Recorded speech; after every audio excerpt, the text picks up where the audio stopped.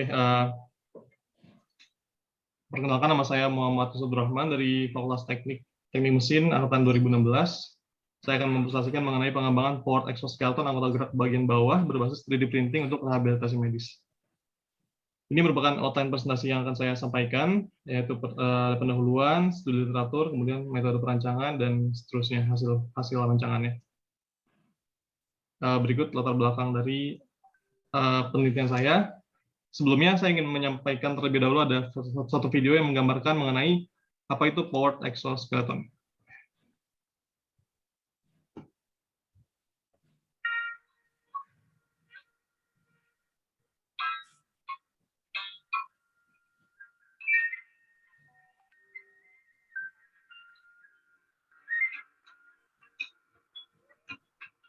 Ini merupakan salah satu jenis dari robot exoskeleton di bidang rehabilitasi medis. Di mana di sini dilihat bahwa exoskeleton ini membantu pasien dengan polio.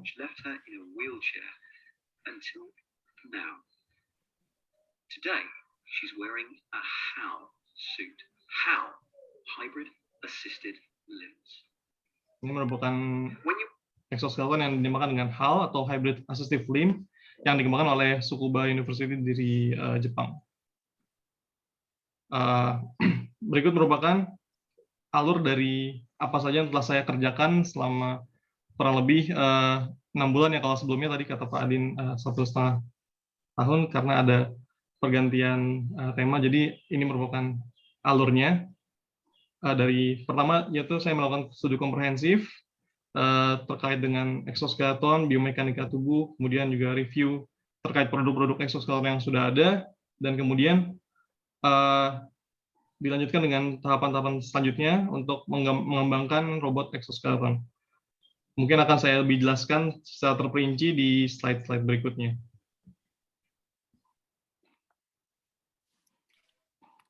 Nah, kerusakan pada sistem saraf pusat itu merupakan kerusakan yang terjadi pada antara otak ataupun saraf tulang belakang. Dimana kalau berkaitan dengan otak, dia akan menjadi stroke gitu, dan ketika cedera tulang belakang ya ada namanya spinal cord injury. Nah, dua penyakit ini merupakan penyebab utama dari disabilitas anggota gerak total, dan dia akan mengakibatkan adanya kelumpuhan pada pasien yang menderita stroke ataupun cedera tulang belakang. Nah, di sini ada juga pada orang dewasa penyakit cedera tulang belakang dan stroke merupakan penyakit yang paling banyak menyebabkan disabilitas fisik jangka panjang. Itu sekitar 10 juta orang setiap tahunnya berhasil selamat dari penyakit stroke, dan sekitar 250.000 orang selamat dari cedera tulang belakang.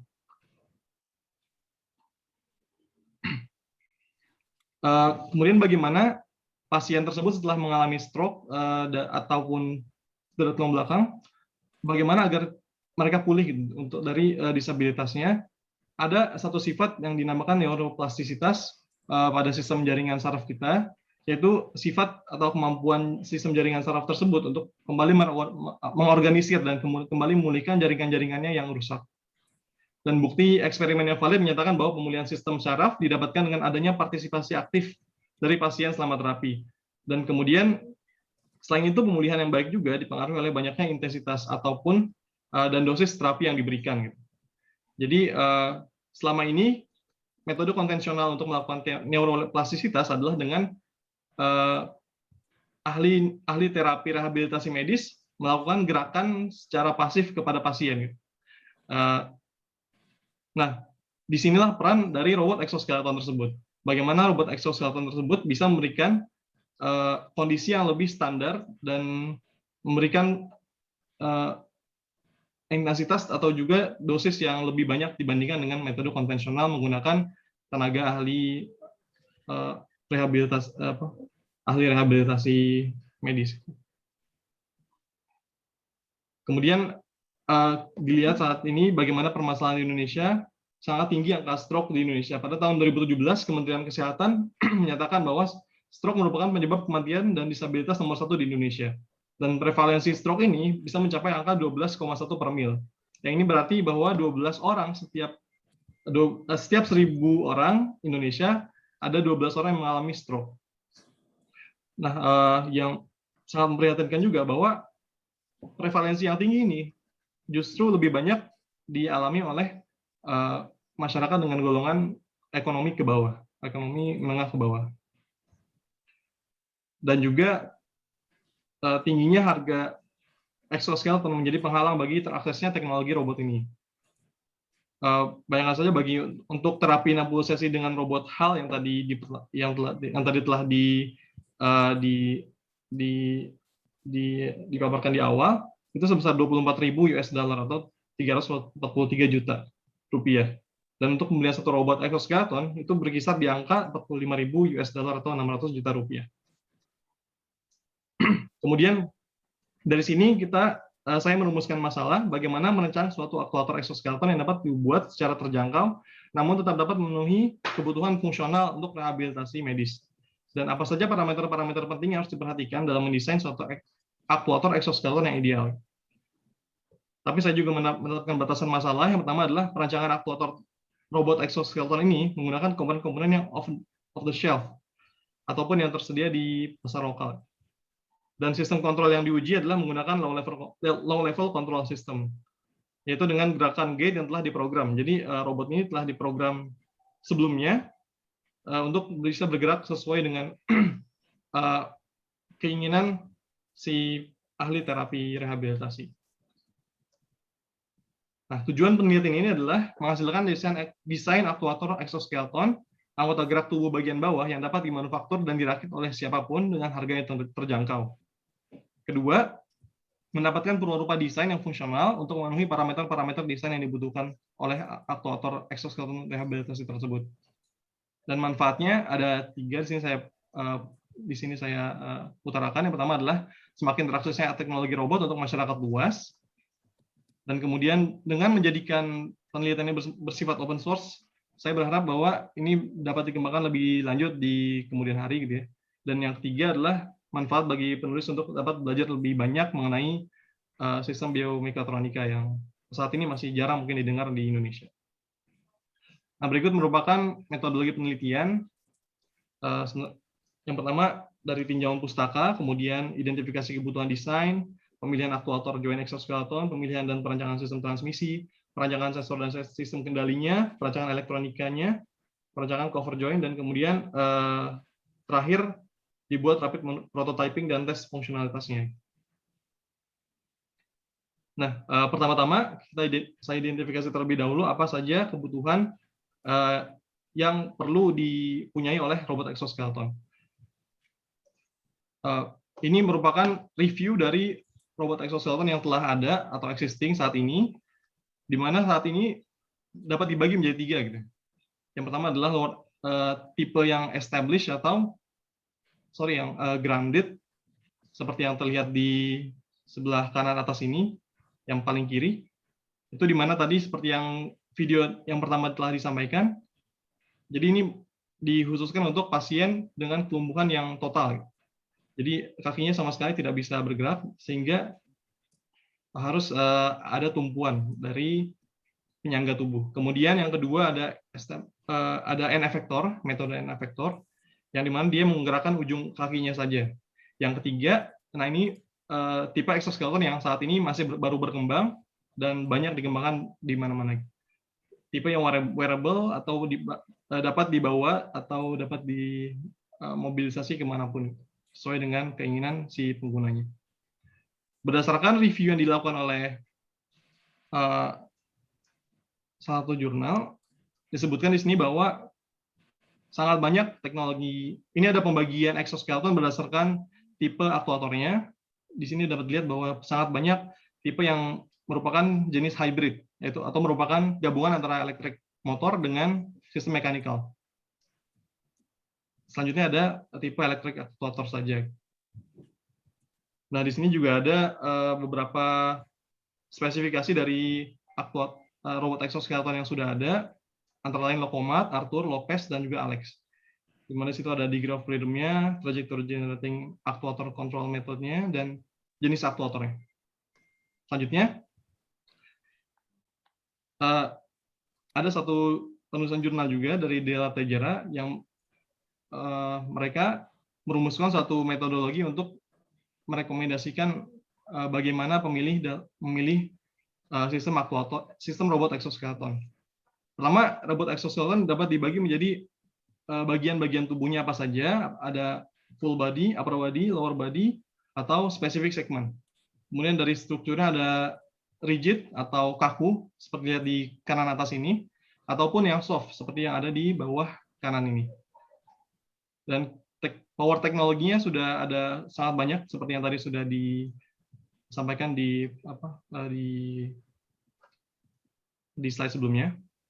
Dan tujuannya sebenarnya cuma hanya dua. Yang pertama adalah recovery dan juga untuk performance. Recovery untuk rehabilitasi, performance untuk kegiatan sehari-hari. Nah, di sini merupakan rekomendasi pemilihan aspek desain untuk kategori robot exoskeleton. Ketika tadi saya sudah sampaikan bahwa yang akan dirancang adalah lower exoskeleton, maka di sini dilihat bahwa ada poin-poin rekomendasi dari penulis jurnal ini. Dan untuk recovery, akhirnya didapatkan rekomendasi-rekomendasi yang sudah dipilih di bagian kanan. Untuk strukturnya, untuk proses recovery bisa menggunakan rigid ataupun soft, kemudian action-nya bisa menggunakan aktif ataupun pasif, dan jenis sistem aktuasinya bisa menggunakan elektrik, pneumatik, ataupun hybrid. Kemudian lanjut kepada desain strukturnya. Untuk mendesain strukturnya, maka kita perlu untuk mendesain robot exoskeleton secara antropomorfik atau berdasarkan dengan struktur tubuh manusia. Kenapa kita harus melakukan antropomorfik? Yang pertama adalah untuk keselarasan ukuran untuk pemasangan alatnya. Yang kedua, untuk kesesuaian derajat kebebasan pada sistem gerakan manusia dengan join pada robot exoskeleton. Untuk diketahui bahwa manusia memiliki degree of freedom pada kaki itu yang redundancy. Jadi ada kelebihan redundance dari sistem pergerakan kaki kita. Nah, untuk mendesain exoskeleton ini kita tidak bisa juga mengikuti sepenuhnya degree of freedom dari kaki. Melainkan kita harus menentukan bagian yang cukup gitu ya, agar tidak menjadi micro misalignment ataupun juga macro misalignment. Dan ini sebelah kanan ada data antropometri orang Indonesia. Ada tinggi badan, tebal paha, dan ini tujuan ukuran ini adalah untuk nantinya mengetahui bagaimana ukuran yang pas pada robot exoskeleton tersebut, agar nantinya bisa disesuaikan ukurannya terhadap pengguna exoskeleton tersebut. Di sini juga ada derajat kebebasan kaki manusia dan juga jangkauan pergerakannya. Nah, bagaimana saya membuat data antropomorfi tersebut? Yang pertama tadi dari menggunakan data dari antropometri Indonesia, kemudian diinput ke dalam model Make Human Community, dan setelah itu saya akan dapatkan file meshing atau meshing dari model manusia tersebut, dan kemudian saya melakukan scaling, memperbagus mesh-nya dari model tadi, dan kemudian masukkannya ke Inventor untuk menjadikan referensi modeling. Kemudian masuk ke pemilihan sistem aktuasinya. Kemudian kita identifikasi kembali kebutuhan desain aktuator. Kita bisa mengetahui desain kebutuhan aktuator tersebut dari mengetahui clinical gait analysis pada kasus orang yang berjalan. Jadi dari manusia normal, ketika manusia normal berjalan, berapakah torsi yang dihasilkan atau yang dibutuhkan oleh manusia tersebut untuk dapat berjalan. Dari clinical gait analysis dapat diketahui bahwa untuk pergerakan panggul dibutuhkan sebesar 80 Nm, lutut 60 Nm, dan yang paling tinggi adalah pergelangan kaki sekitar 120 Nm. Kemudian lanjut. Dari kebutuhan tadi, kemudian kita masuk ke parameter pemilihan aktuator. Yang pertama harus dia memenuhi kriteria kebutuhan torsi yang sebelumnya. Yang kedua adalah dia harus mudah dikontrol. Yang ketiga, harganya terjangkau. Yang keempat, efisiensinya. Dan juga memiliki berat atau geometri yang kecil gitu, yang ringan, agar nanti ketika dipasang pada pasien tidak pasien tidak mengalami keberatan dengan pemasangan tersebut. Jadi di sini kita dapat identifikasi bahwa aktuator harus mampu memberikan torsi sehingga sebesar 60 Nm dengan minimum kecepatan putar 0,5 RPS. Ini untuk join pada lutut. Efisiensi dapat dihitung dengan menghitung energi listrik yang diberikan dibandingkan dengan energi mekanik yang dikeluarkan. Kemudian kita lanjut pada pemilihan aktuatornya. Tadi dari para rekomendasi yang sebelumnya, kita dapat ketahui ada 3 rekomendasi. Yang pertama adalah hybrid ataupun elektrik, ataupun pneumatik. Pneumatik kita memiliki kesusahan dalam skema kontrolnya, maka yang dipilih adalah hybrid, karena dengan menggabungkan antara motor elektrik dan juga gear atau sistem transmisi mekanikal, itu dapat memenuhi torsi yang dibutuhkan oleh si pengguna. Di sini ada 3 jenis motor listrik. Yang pertama adalah brush DC motor, brushless DC motor, dan juga stepper motor.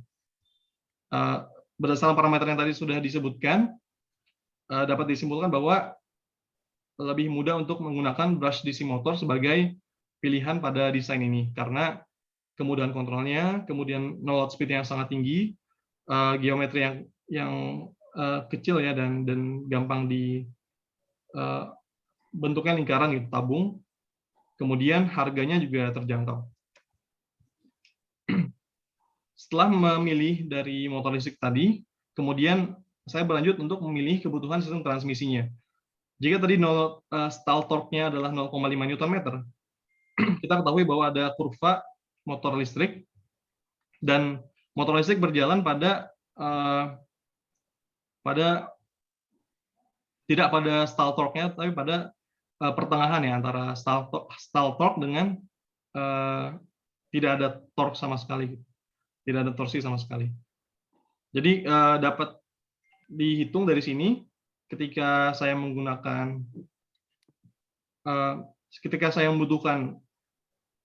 torsi sebesar 60 Nm, maka saya dapat menggunakan reducer atau transmisi yang berrasio 1:164, sehingga didapatkan nanti torsi operasional adalah 60 Nm dan juga speed operasional sekitar 28,17 rpm. Perhitungannya berdasarkan dari kurva yang ada di sebelah kanannya. Kemudian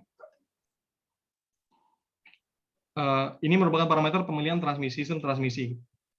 Jadi dalam pemilihan gear terdapat beberapa aspek yang perlu diperhatikan dalam pertimbangan aspek manufaktur menggunakan additive manufacturing dan menggunakan komponen lokal sebagai komponen off the shelf, serta aspek keselamatan dalam penggunaan manusia. Yang pertama, rasio transmisi harus tinggi tadi karena kebutuhan torsinya juga tinggi. Yang kedua, ketahanan terhadap loadingnya besar. Yang ketiga, backlash-nya yang kecil, low cost production, dan juga efisiensinya. Backlash merupakan toleransi jarak antara mesh pada gigi gear gitu. Backlash ini dibutuhkan agar kontak antar gigi tidak bersifat pejal dan memberikan ruang bagi lubrikasi. Namun kita butuhkan seminimum mungkin agar tidak terjadi ketidakakurasian dalam pergerakan robot nantinya.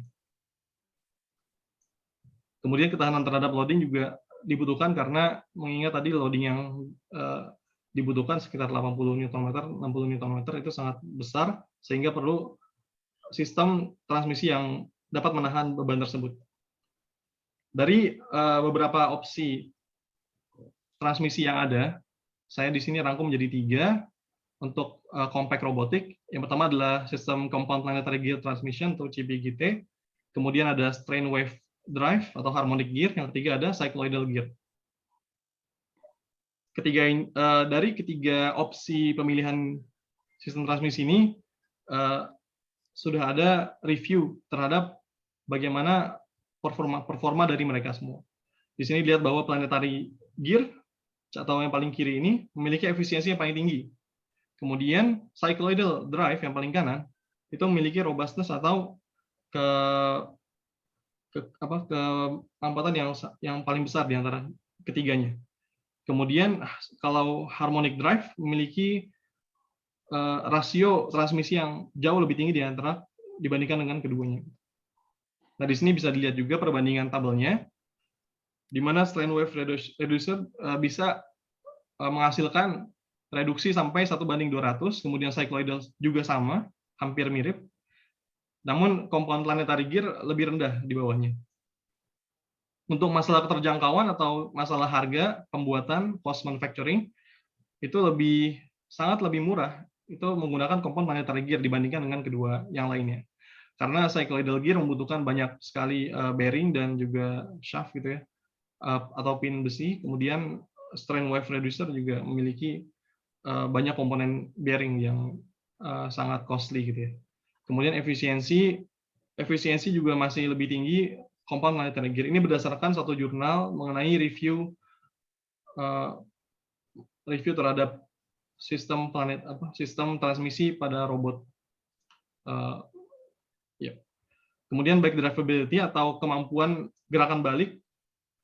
Nah, ini strain wave reducer tidak mampu, sedangkan cycloidal dan compound planetary gear dia mampu ya untuk melakukan back drivability. Kenapa dibutuhkan back drivability? Karena exoskeleton berhubungan dengan manusia.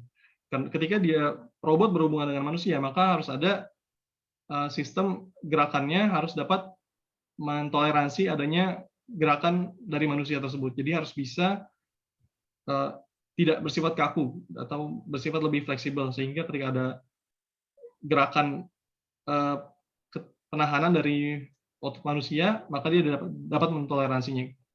Backlash dari ketiga transmisi ini yang paling kecil yang tidak ada sama sekali adalah harmonic dan juga cycloidal, sedangkan compound planetary memiliki backlash yang kecil. Kemudian setelah memilih tadi sistem transmisi yang dipilih adalah sistem transmisi planetary gear karena tiga aspeknya tadi memiliki keunggulan. Kemudian di sini kita memilih rotary encoder. Rotary encoder dibutuhkan dalam sistem joint exoskeleton untuk mengetahui kecepatan motor dan juga posisi dari sudut pergerakan exoskeleton tersebut. Jadi dibutuhkan dua sensor, yang pertama sensor RPM dan arah putarnya, kemudian juga sensor posisi dan sudut jointnya. Dari sini dihubungkan dengan Arduino controller, kemudian Arduino melakukan closed loop lagi dengan motor tersebut, sehingga dapat dihasilkan gerakan-gerakan trajektori yang diinginkan. Macam-macam tipe rotary sensor ada 3 macam. Yang pertama adalah encoder atau dia berupa cahaya, menggunakan sifat cahaya. Yang pertama ada absolute dan juga incremental. Jadi dengan menggunakan optik kita bisa mengetahui berapa detail pergerakan dari pergerakan rotasi dari suatu benda itu. Kemudian potensiometer juga bisa digunakan sebagai rotary sensor. Yang ketiga adalah Hall sensor atau menggunakan sifat magnet. Ketika ada magnet maka akan berubah polaritasnya dan juga menghasilkan pulsa listrik. Nah, di sini ada perbandingan antara masing-masing sensor.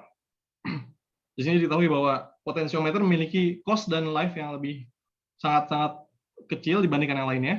Sedangkan cost yang paling besar adalah encoder atau optical encoder, dan LVDT atau yang bersifat mechanical dia bersifat ada di tengah. Oke, lanjut selanjutnya. Nah, ini merupakan hasil dari detail desain yang sudah saya kerjakan. Di sini ada gambar full-nya dan juga ada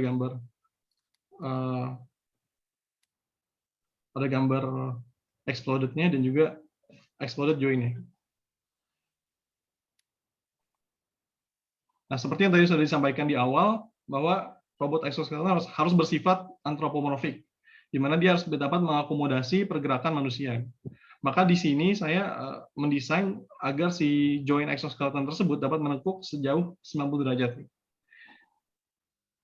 Karena untuk kebutuhan pergerakan berjalan, manusia hanya membutuhkan sebesar 75 derajat untuk lutut. Namun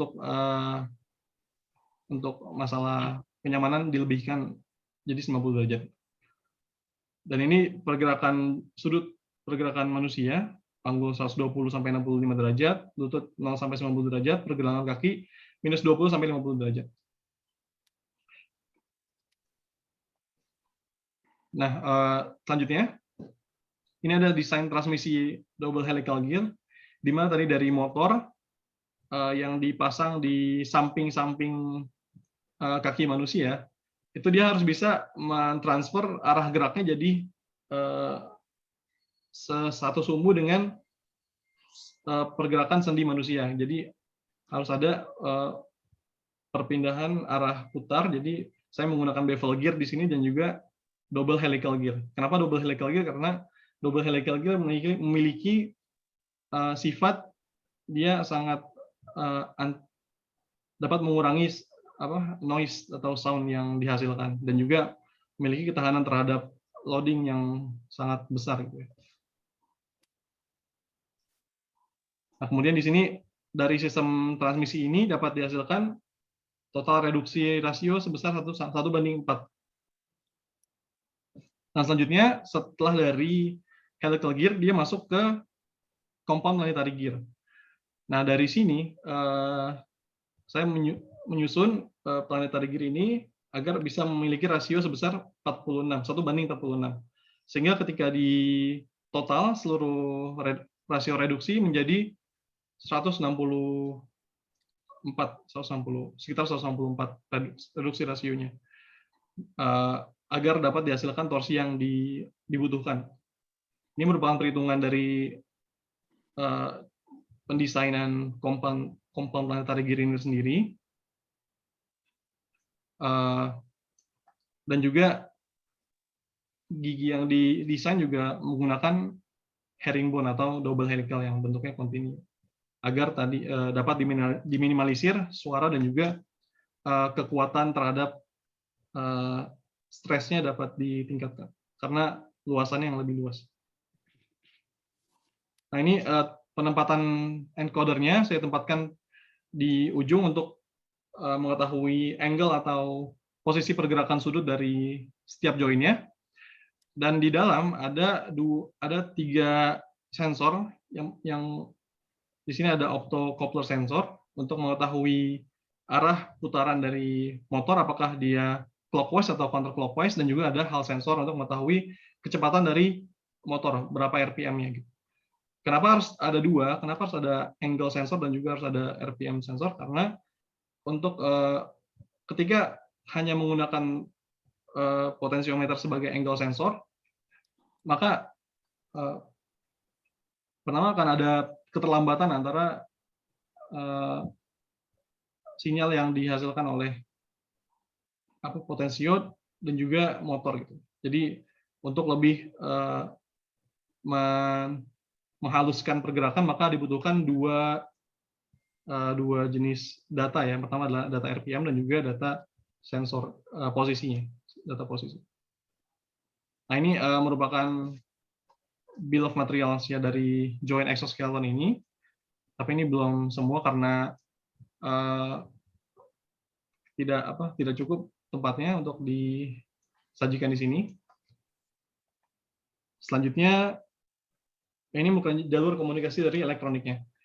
Setelah seperti yang tadi sudah disampaikan gitu ya, bahwa dari motor driver menggerakkan motor DC brush 775 tadi, dan juga ada motor encoder sensor yang tadi untuk yang satu untuk angle sensor, yang satu lagi untuk RPM sensor.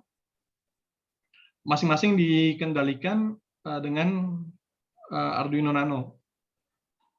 Satu Arduino Nano mengendalikan motor driver dan juga motor encoder sensornya. Satu lagi untuk joint angle sensornya, joint angle encodernya dia memiliki hanya satu doang, hanya satu Arduino Nano. Dan dari satu sistem joint ini dia dikendalikan keseluruhannya oleh Arduino Mega dan dengan sistem komunikasi I2C. Ada beberapa Arduino Mega yang kemudian mengendalikan juga join-join yang lain. Tapi pada tahap ini masih baru satu join saja yang dipaparkan. Dan untuk pengontrolan keseluruhan controller tersebut digunakan mini komputer Di antaranya adalah Raspberry Pi ataupun Latte Pandem. Kemudian saya melakukan pengujian juga terhadap pembenaran statis dari pemilihan material. Di sini terlihat bahwa gambar join ya. Saya assignment dulu materialnya untuk material shaft batangan shanknya yang terhubung sama bagian paha manusia itu materialnya adalah aluminium 6061. Dan untuk material joinnya mayoritas adalah 3D printed material, atau di inventor dia adanya thermoplastic resin di mana yield strength-nya pun juga hampir sama ya dengan yield strength dari PLA. Dengan mengassignment material ini dan kemudian saya membuat fix constraint di bagian bawah, dan kemudian ada force yang sebesar 80 Nm, force yang mengarahnya ke arah batang ini, namun ketika dikalikan dengan pusat rotasi maka dia akan menjadi 80 Nm, maka dihasilkan von Mises stress yang terjadi adalah maksimum 33 MPa. Maka ini masih di bawah yield strength dari thermoplastic resin, maka dikatakan masih aman, namun dia memiliki safety factor yang di bawah 2. Kemudian ini juga ada pengujian static loading untuk yang gear helical tadi, di mana di sini juga sama di assignment materialnya thermoplastic resin, dan didapatkan von Mises stress maksimum adalah sebesar 7,488 MPa. Itu masih jauh di bawah yield strength dari thermoplastic resin. Uji static loading juga dilakukan pada komponen compound planetary gear yang tadi. Nah, untuk yang ini karena bebannya paling tinggi adalah sebesar 80 Nm, maka di sini didapatkan stres yang sangat tinggi gitu ya, yaitu sebesar 1340 megapascal dengan mengassignment constraint pin di banyak gear planet gearnya, dan kemudian assignment moment loading di bagian ring gear yang luarnya, maka didapatkan von Mises stress yang paling tinggi sebesar 1340 megapascal atau 1,3 gigapascal. Nah, ini merupakan suatu kegagalan mekanik, jadi membuktikan bahwa tidak bisa menggunakan thermoplastic material untuk komponen gear, compound planetary gear ini. Selanjutnya, setelah saya tadi mendesain semuanya, kemudian saya melakukan juga proses prototyping untuk menguji apakah bisa desain yang digambar bisa di manufacture dan juga di assembly. Saya menggunakan 3D printer untuk metode prototypingnya, menggunakan Cura untuk sebagai slicernya, dan didapatkan di sini saya sudah bisa membuat planetary gear-nya secara bagus gitu ya, dengan toleransinya, dan kemudian untuk prototype helical transmission dan juga cover bawahnya sudah bisa diproduksi juga dengan toleransi yang pas, yang cukup. Namun untuk pengujian pergerakannya masih belum dilakukan. Ini untuk keseluruhan assembly-nya, namun ini karena masih belum terpasang keseluruhan, jadi belum bisa berdiri, jadi saya pasang tidur saja gitu. Yang ini merupakan keseluruhan dari prototyping yang sudah dilakukan. Mungkin terakhir kesimpulan, pengembangan lebih lanjut diperlukan untuk mengetahui efektivitas desain exoskeleton dalam melakukan gate trajectory motion-nya.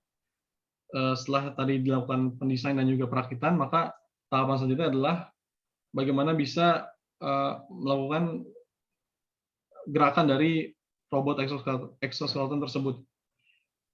apakah bisa atau tidak. Jika bisa, maka harapannya nanti adalah penggunaan robot exoskeleton ini walaupun tidak bisa digunakan mungkin dalam proses rehabilitasi medis, namun bisa digunakan dalam pembelajaran untuk mengetahui gait trajectory yang efektif untuk pasien-pasien yang membutuhkan rehabilitasi.